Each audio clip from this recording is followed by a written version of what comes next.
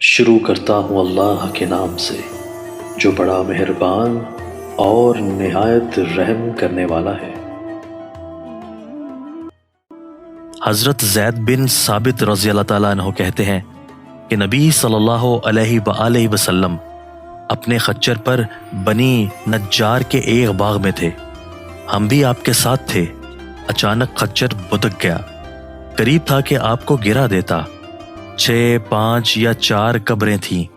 آپ صلی اللہ علیہ وآلہ وسلم نے فرمایا، ان قبر والوں کو کون جانتا ہے؟ ایک آدمی نے کہا، میں۔ آپ صلی اللہ علیہ وآلہ وسلم نے فرمایا، یہ لوگ کب فوت ہوئے؟ اس نے کہا، زمانہ شرک میں۔ آپ صلی اللہ علیہ وآلہ وسلم نے فرمایا، یہ امت اپنی قبروں میں آزمائی جائے گی۔ اگر مجھے اس بات کا خدشہ نہ ہوتا کہ تم اپنے مردے دفن نہ کرو گے تو میں اللہ تعالیٰ سے دعا کرتا کہ تمہیں بھی وہ عذاب قبر سنائے جو میں سن رہا ہوں۔ زید نے کہا، پھر آپ ہماری طرف متوجہ ہو گئے اور کہنے لگے، آگ کے عذاب سے اللہ کی پناہ مانگو۔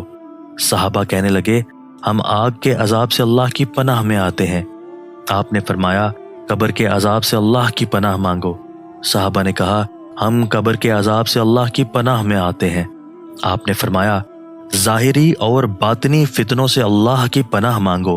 صحابہ نے کہا، ہم ظاہری اور باطنی فتنوں سے اللہ کی پناہ میں آتے ہیں۔ آپ صلی اللہ علیہ وآلہ وسلم نے فرمایا، دجال کے فتنے سے اللہ کی پناہ مانگو۔ صحابہ نے کہا، ہم دجال کے فتنے سے اللہ کی پناہ میں آتے ہیں۔